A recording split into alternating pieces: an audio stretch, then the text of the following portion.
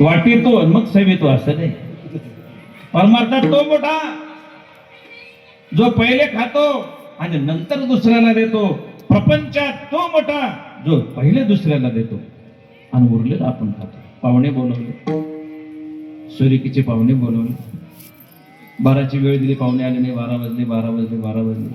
घरची माणसं म्हणायला लागली, अहो भूक लागली, आपले रोजची जेवण्याची वेळ आपली 12ची आहे, आपण जेवलं पाहिजे. आपण पाहुणे यायचे, येऊ देत पाहुणे, येतील तेव्हा येतील, घ्या जेवून. त्याला खरंच लोक चांगलं म्हणतील? काय माणूस काय का त्याला? थोडस तरी काही लाज लज्जा. आम्हाला बोलवलं, सोयरिकीचे पाहुणे किंवा महाराज लोकांना बोलवलं, आपल्याकडे घेऊ थोडस. आणि वेळ झाली, ट्रॅफिक मध्ये सापडलो, कुठं नाही, वेळेत पोहोचलो, येत राहतील महाराज, घ्या हाणून. त्याला लोक चांगलं म्हणतील का? प्रपंचात तो मोठा जो पहिले दुसऱ्याला देतो.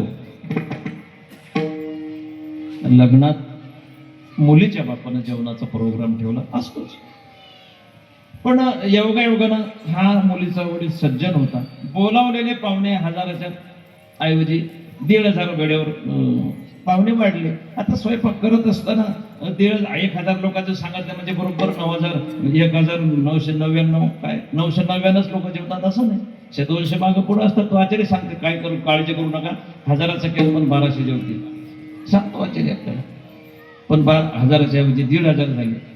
स्वयंपाक थोडा होता, पाहुणे जेवायला बसले, येतच आहेत पाहुणे. मुलीचा बाप आणखी जेवायचा. आले पाहुणे, एक पाहुणे येत गेले, जेवत गेले. शेवटी काय झालं, घरातली जी 50-50-100 मंडळी होती घरची, त्यांच्यासाठी काहीच राहिलं नाही. ते उपाशी होते. पाहुणे पोटभर जेवून गेले. तरीही तो बाप म्हणतो, जाऊ दे, आपल्याला नाही उरू द्या, पाहुणे पोटभर जेवलेत ना, मग त्याला मोठेपण आहे. प्रपंचात तो मोठा आहे जो पहिले दुसऱ्याला देतो. परमार्थात तो मोठा आहे जो पहिले स्वतः खातो. आता इथलं खाणं काय?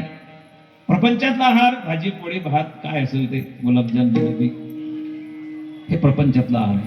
परमार्थातला आहार भक्ती, ज्ञान, नामस्मरण, साधूची सेवा, देवाची सेवा, हा आहार. तुका म्हणे आहार झाला हा विठ्ठल आमाशी. परमार्थातला हा आहार पहिले सेवन करायचा, भरपूर भक्ती करायची, खूप नामचिंतन करायचं, खूप देवाची सेवा करायची, आणि मग केलेलं नामस्मरण दुसऱ्याला सांगायचं. याला म्हणतात सेवितो आणि वाटितो.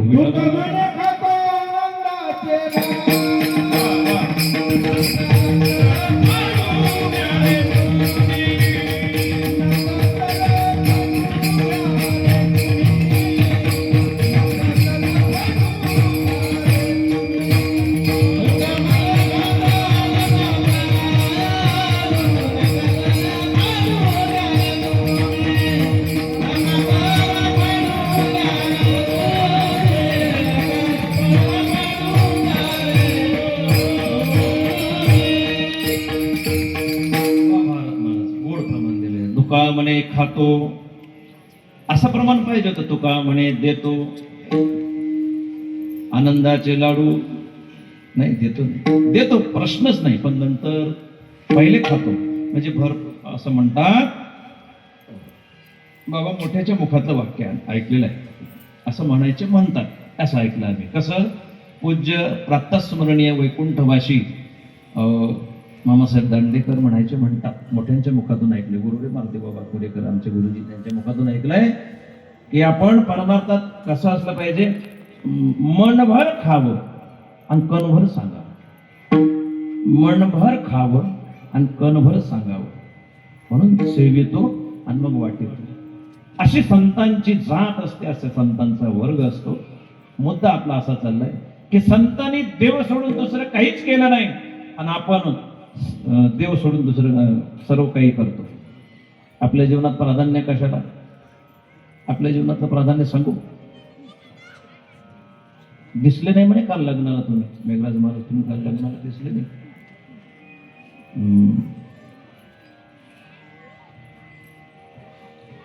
आलो असतो, पण अत्यंत महत्वाचं काम